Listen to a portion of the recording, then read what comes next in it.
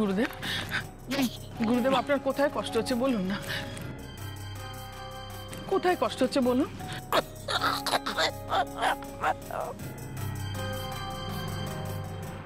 অবলা, অবলা, গুরুদেবের চোখ মুখ দেখে আমার ভালো ঠেকছে না। ওর চোখ দুটো দেখো কেমন লাল হয়ে উঠেছে, চোখ দুটো যেন ঠিকরে বেরিয়ে আসছে।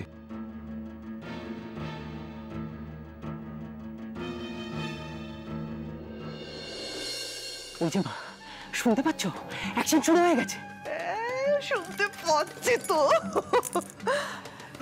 কিন্তু শুধু কানে শুনলে হবে, চোখেও যে দেখতে হবে, তাহলে মজা পাবে কি করে? চলো চলো চলো। এই শোন শোন শোন শোন, কথা শোন। কি হলো কি? একটা শুভ কাজে যাচ্ছি আর তুমি বাধা দিচ্ছ। আগে আমার কথা শোন তো, একদম সবার সামনে কোনো পাকামি করবি না, হ্যাঁ?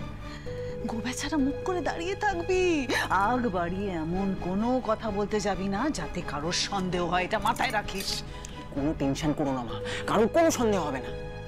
না বাবা, আমার কোনো বিশ্বাস নেই। ওই অপুর চোখকে না আমি একদম বিশ্বাস করি না। ওর চোখে আবার এক্সরে মেশিন ফিট করা আছে, সব ধরা পড়ে যায়। অপুর চোখের এক্সরে মেশিনের তার আমি কেটে দিয়েছি। অপু যে গুরুদেবকে অসুস্থ করেছে, এই কেসটা যখন অপু খাবে তখন শুধু ওর চোখের না, ওর মাথার তারটাও কেটে যাবে। বাবা, আমার কিন্তু ওনাকে দেখে মনে হচ্ছে ওনার প্রচন্ড শ্বাসকষ্ট হচ্ছে। হ্যাঁ, তুমি এক্ষুনি ডাক্তারবাবুকে খবর দাও, এক্ষুনি খবর দাও। গুরুদেব, গুরুদেব আপনার কি কষ্ট হচ্ছে বলুন না, বলুন গুরুদেব কি কষ্ট হচ্ছে? বলা আমার শরীরটা ঠিক লাগছে না, ভালো লাগছে না। আমার মনে হচ্ছে কি গুরুদেবের না কোনো কিছু একটা থেকে অ্যালার্জি হয়েছে।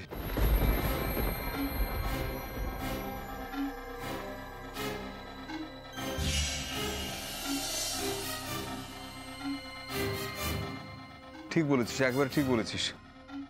গুরুদেব যখন বৃন্দাবন থেকে কলকাতায় আসেননি তখন ওর শিষ্যর সঙ্গে আমার ফোনে কথা হয়। শিষ্য বলেছিলেন যে গুরুদেব মাঝখানে অসুস্থ হয়েছিলেন এবং অ্যালার্জি জনিত কারণেই অসুস্থ হয়েছিলেন এবং খুব কষ্ট পেয়েছিলেন। হ্যাঁ, তুমি বলেছিলে তো গুরুদেবের তো দারচিনিতে অ্যালার্জি আছে বলেছিলে। হ্যাঁ বাবা, তুমি তো বলেছিলে ওনার দারচিনিতে অ্যালার্জি আছে, আমার মনে আছে সেটা। হ্যাঁ, হাসপাতালে ভর্তি করতে হয়েছিল গুরুদেবকে। আরে গুরুদেবের কষ্ট তো আর আমি চোখে দেখতে পাচ্ছি না। গুরুদেবকে হঠাৎ করে কে দারচিনি খাওয়ালো?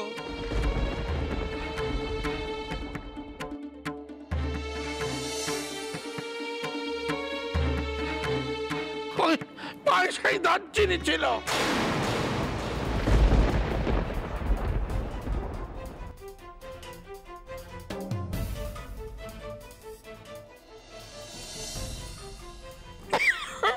না না গুরুদেব, আমি কিন্তু পায়েসে দারচিনি দিইনি।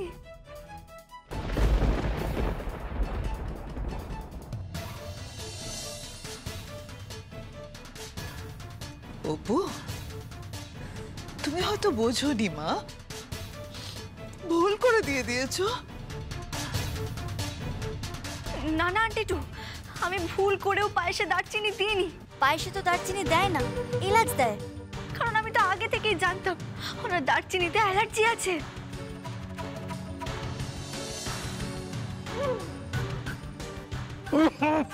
রাধে রাধে।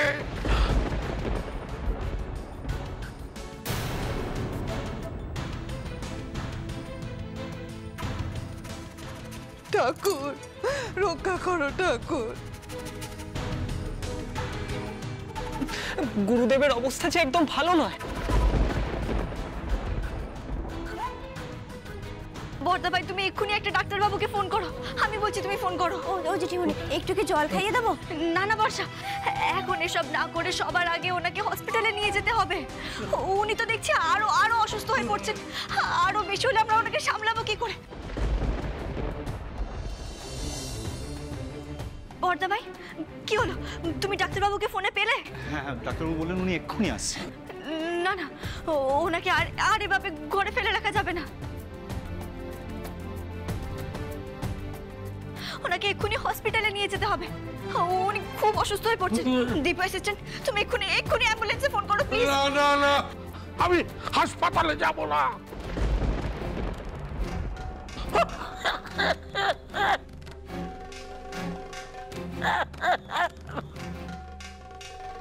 না না গুরুদেব, তা বললে কি করে হবে? আপনি তো কষ্ট পাচ্ছেন। অপু তো ঠিক কথাই বলছে, আপনাকে আমরা হাসপাতালে নিয়ে যাব। রাধে রাধে, আমি হাসপাতালে যাব না, আমি যাব না। কিন্তু হসপিটালে না গেলে আপনার তো চিকিৎসা হবে না গুরুদেব। রাধে রাধে, হাসপাতালে গিয়ে আমি চিকিৎসা করব না, আমি নিজেই নিজের চিকিৎসা করব। আমার নিজের ওষুধপত্র সমস্ত আমি নিজেই বানিয়ে নেব।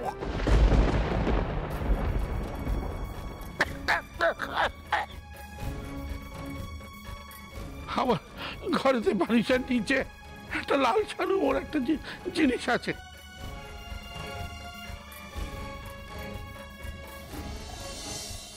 সেইটাকে নিয়ে এসো। এখন এসব করার সময় নয় গুরুদেব, সবার আগে আপনাকে এখন হসপিটালে নিয়ে যেতে হবে। চুপ করো, আর বাঁচিনবে, যেটা বলছি সেই কথাটা শোনো। লাল শালুতে মোড়া ওই জিনিসটা নিয়ে এসো। গুরুদেব আপনি শান্ত হন, শান্ত হন গুরুদেব। দীপু যা বাবা, গুরুদেব যা বলছেন সেটা কর। ওই ঘরে লাল শালুতে মোড়া কি জিনিস আছে নিয়ে আয় না বাবা। আমি যাচ্ছি, এক্ষুনি যাচ্ছি। তাড়াতাড়ি যা, আপনি শান্ত হন, আপনি শান্ত হন। তুমি বড় অ্যাম্বুলেন্সে ফোন করো একটা। হ্যাঁ, আমি দেখছি দাঁড়া। আমি বারণ করলাম তো, আমি তো বারণ করলাম, কেন এক কথা বলছো বারবার? হ্যালো হ্যালো, হ্যাঁ হ্যাঁ,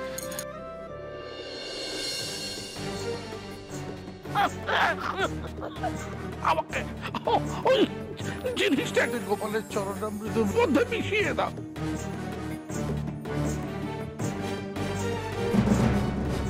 আমি ওগুলো সেবন করব।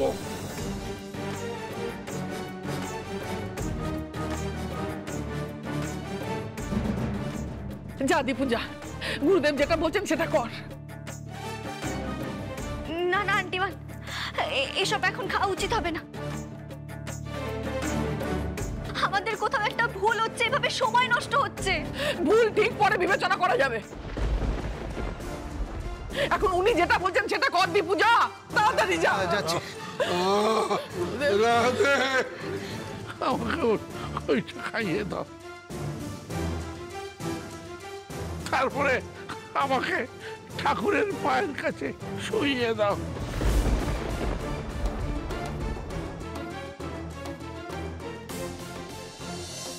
রাধে রাধে রাধে রাধে।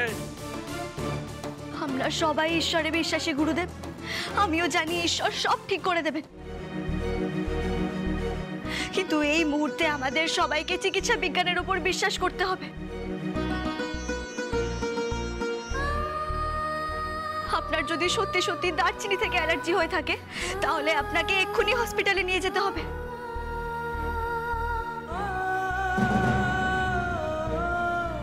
আর আপনাকে তো দেখেই মনে হচ্ছে আপনার খুব শ্বাসকষ্ট হচ্ছে, ওনার অক্সিজেন সাপোর্টের দরকার। এই যে গুরুদেব, আপনার মিশ্রণটা আমি বানিয়ে এনেছি।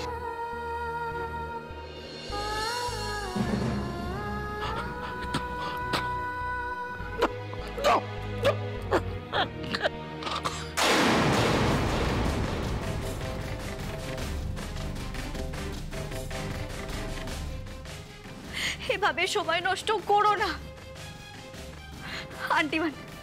আন্টিমান প্লিজ আপনি ওনাকে হসপিটালে যেতে রাজি করান। আমার মাথায় তো কিছু আসছে না। গুরুদেব তো বলছেন যে উনি কখনো হাসপাতালে যাননি, উনি যেতে চান না হাসপাতালে। না না, ওনার শরীর নিয়ে আমি ওনাকে কিছুতেই অবহেলা করতে দেব না, কিছুতেই না। কিন্তু এই সব টোটকায় কি আদৌ কোনো কাজ হবে? আমি জানি না, কিচ্ছু জানি না। আমি শুধু গুরুদেবকে সুস্থ দেখতে চাই, আর কিচ্ছু চাই না। ও দীপু, দে না, দীপু দে না। কিচ্ছু হবে না এসবে আন্টিমান।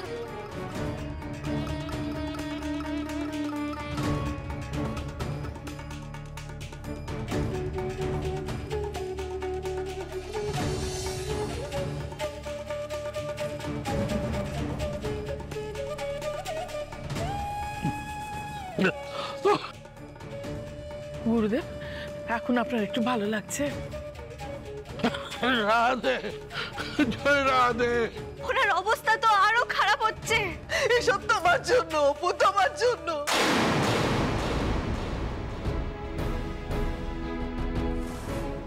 তুমি কোন আক্কেলে গুরুদেবকে দারচিনি দিলে?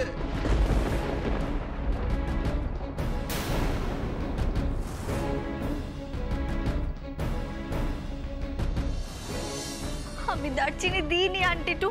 তাহলে গুরুদেবের কেন এরকম হলো বলো?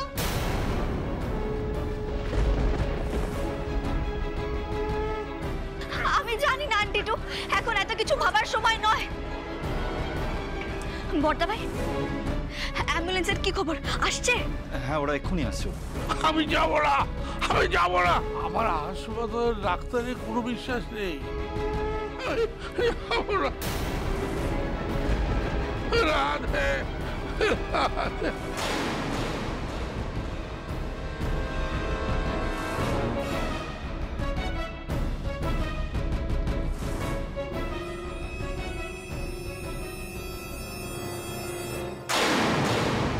গুরুদেব!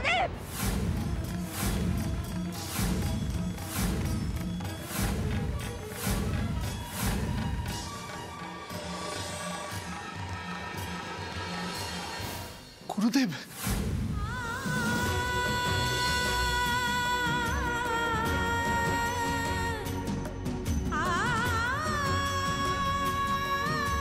গুরুদেব!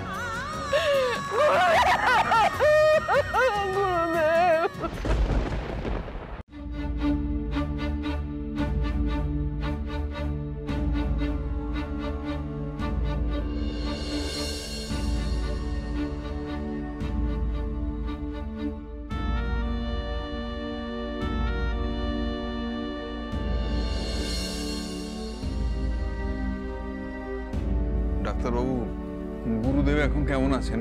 হ্যাঁ, এখন মোটামুটি সুস্থই আছেন। তবে ওনাকে যদি টাইমলি অ্যাডমিট করা না হতো তাহলে কিন্তু খুব বড় বিপদ হয়ে যেত।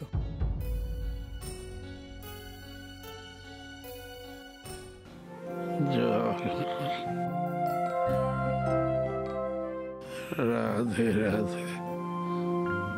জল খাও, জল খাও, জল জল জল।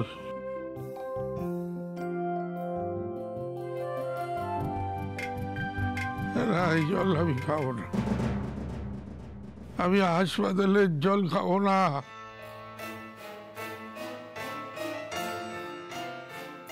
এতবার বারণ করলাম, তবু কেন আমাকে হাসপাতালে নিয়ে এলে?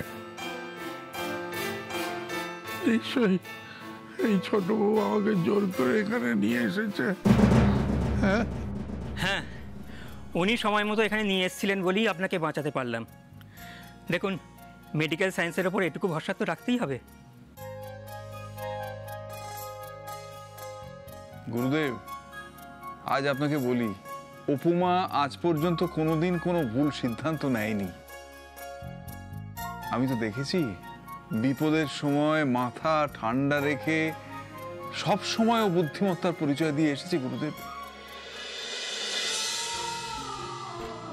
গুরুদেব, অপু কিন্তু মায়ের কাছে বকা খাবে জানা সত্ত্বেও ওই কিন্তু আপনাকে হাসপাতালে নিয়ে এসছে। আমি শুধুমাত্র চিকিৎসা বিজ্ঞানের ওপর ভরসা রেখেছি গুরুদেব। আর আমি বলবো আপনিও চিকিৎসা বিজ্ঞানের ওপর একটু হলেও ভরসা রাখুন। আপনার তো বয়স হয়েছে গুরুদেব, এভাবে হসপিটালে যাব না, ডাক্তার দেখাবো না, ওষুধ খাবো না, এগুলো বললে কি হয়? জানেন তো আমার বাবাও ঠিক এরকমই করে। কি জানেন তো গুরুদেব, অনেক মানুষের কাছে ডাক্তারই ভগবান। পরমেশ্বর তো আছেনই, কিন্তু পরমেশ্বর নিজে সবার সামনে আসতে চান না, তাই উনি ডাক্তারের ছদ্মবেশেই মানুষের সেবা করেন।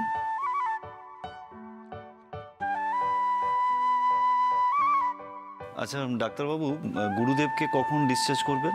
আজকের দিনটা উনি অবজারভেশনে থাকুক। আসলে খুব বাড়াবাড়ি রকমের অ্যালার্জি হয়েছিল তো। আচ্ছা বাবা, আমি বলছিলাম যে আমি মাকে জানিয়ে দিই যে গুরুদেব এখন আগের থেকে সুস্থ আছেন।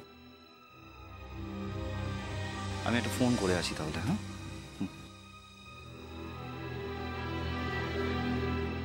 ডাক্তারবাবু, গুরুদেব এখন আউট অফ ডেঞ্জার তো?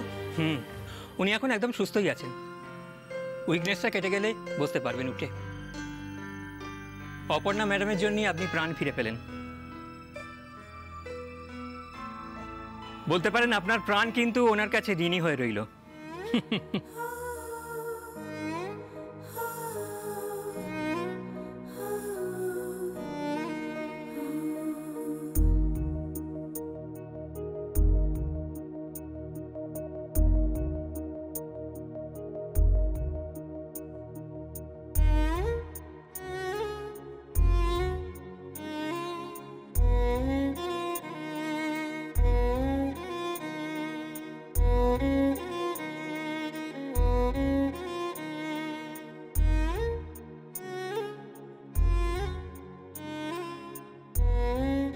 যাও অপু, গুরুদেব ডাকছেন।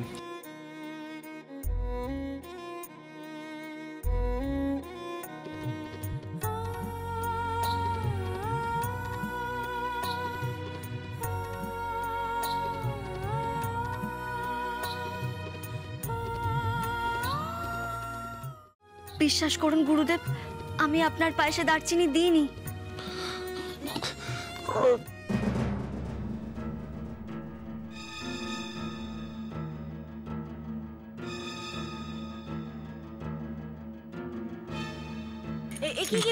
আপনি উঠছেন কেন গুরুদেব? এবার কিন্তু আমি আপনাকে খুব বকে দেবো বলে দিলাম। অপু, কি বলছো কি তুমি? গুরুদেবকে বকে দেবে? ঠিকই তো বলছি, মায়েরা ছেলেদের বকতেই পারে। হ্যাঁ, বদলে উনিও আমায় বকতে পারেন। ওনাকে এখানে মানে হসপিটালে নিয়ে এসেছি। সরি গুরুদেব, আপনার অনুমতি ছাড়া আমি আপনাকে এখানে এনেছি, এটা আমার ভুল। পেরেছি তোমার মতো মিচ্ছু মেয়ের কান আমি ধরাতে পেরেছি।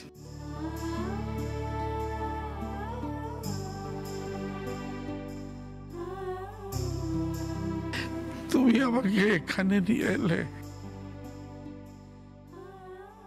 তাই তো আমার প্রাণটা বাঁচলো। তা না হলে তো এই ধরাধামের মায়া কাটিয়ে আবার চলে যেতে হতো। মা, আমি আশীর্বাদ করি তুমি অনেক বড় হবে, অনেক বড়। আপনি এত কথা বলবেন না, বিশ্রাম নিন। না, আমাকে বলতে দাও, আমাকে বলতে দাও। অপু মা, আজ আমার তোমার জন্য গর্ব হচ্ছে। তোমার বুদ্ধিমত্তার প্রশংসা করতে হচ্ছে। মহাবলাকে আমি বলবো যে সে খুব ভাগ্যবতী, এমন পুত্রবধূ সে পেয়েছে যে সর্বক্ষণ তার পাশে থাকবে, সে কখনো তার পরিবারের মাথা হেট হতে দেবে না। আর একটা কথা বলবো, তুমি সারা জীবন এই পরিবারটার পাশে থেকো। যতই তুমি স্বপ্নের কাছে পৌঁছে যাও না কেন,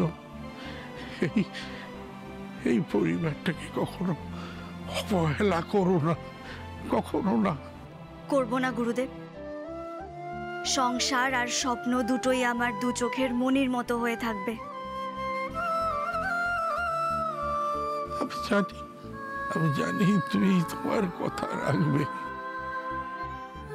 একবার কাছে এসো।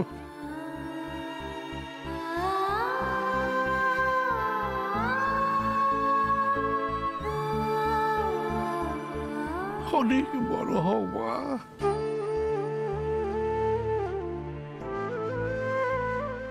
উপমা, গুরুদেবকে প্রণাম কর।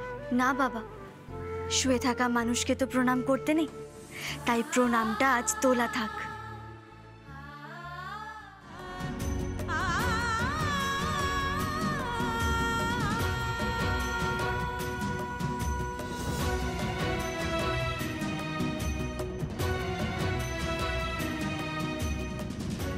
আজ আমি আপনার পায়ের নিচের মাটি স্পর্শ করে প্রণাম করলাম গুরুদেব। তবে আজ আমি প্রতিজ্ঞা করছি, আমি যেদিন এটা প্রমাণ করতে পারবো যে আপনার পায়েসে কে দারচিনি মিশিয়েছিল, যেদিন এটা প্রমাণ করতে পারবো যে আপনার এই এত কষ্টের দায়ী এই অপু নয়, সেদিন আমি আপনার পা ছুঁয়ে প্রণাম করব গুরুদেব।